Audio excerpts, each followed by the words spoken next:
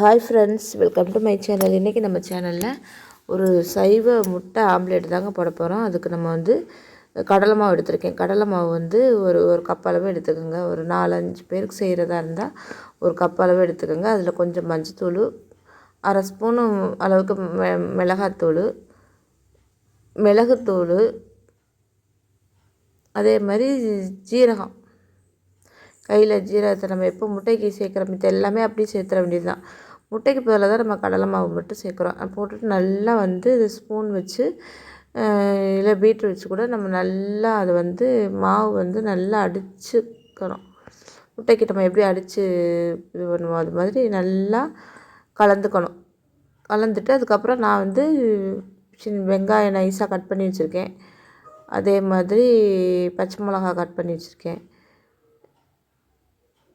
ஒரு கேரட்டு தேவைப்பட்டால் நம்ம கேபேஜு இந்த மாதிரி வேறு மற்ற காய்கள் எல்லாமே போட்டுக்கலாம். கொஞ்சம் கருவேப்பிலை நான் கட் பண்ணி சேர்த்துக்க போகிறேன்.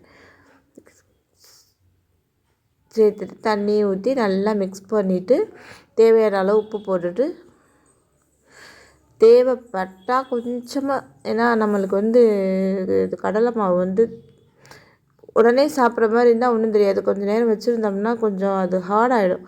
அதனால் தேவைப்பட்டுச்சுன்னா கொஞ்சமாக நீங்கள் வந்து சமையல் சோடா சேர்த்துக்கலாம், குக்கிங் சோடா. கொஞ்சம் மிளகுத்தூள், கடைசி தான் மிளகுத்தூள் சேர்த்துருக்கேன்.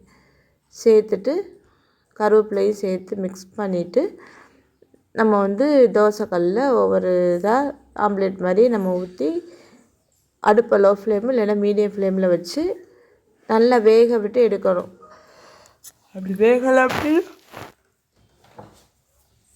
நல்லா வேகலைன்னா அது வந்து மாவு வந்து சாப்பிடும்போது நம்மளுக்கு நல்லா இருக்காது. பட்டுன்னு நம்ம ஸ்பீடில் வச்சுருந்தோம்னா, ஹை ஃப்ளேம் வச்சுருந்தோம் அப்படின்னா டக்குன்னு மேலேயும் கீழேயும் இது அது மாதிரி பொன்னிற மாதிரி கரிஞ்சிடும். ஆனால் உள்ளே வேகாது. அது நம்ம மீடியம் ஃப்ளேமில் வச்சோம்னா தான் கீழே உள்ளே நல்லா வெந்து வரும்.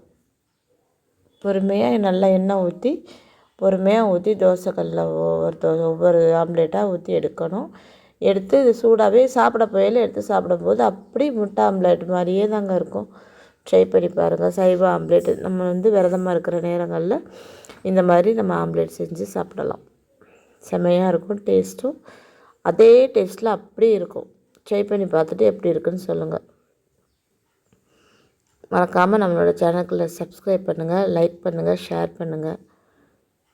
இந்த மாதிரி செஞ்சு இதே குவான்டிட்டியில் நான் சொல்கிற மாதிரி செஞ்சு பார்த்துட்டு எப்படி இருக்குன்னு எனக்கு மறக்காமல் கமெண்ட் செக்ஷனில் சொல்லுங்கள். முட்டை ஆம்லேட்டு நம்ம காரக்குழம்பு இந்த மாதிரி வைக்கும்போது சூப்பர் சைடிஷ் நல்லாயிருக்கும். தேங்க்யூ.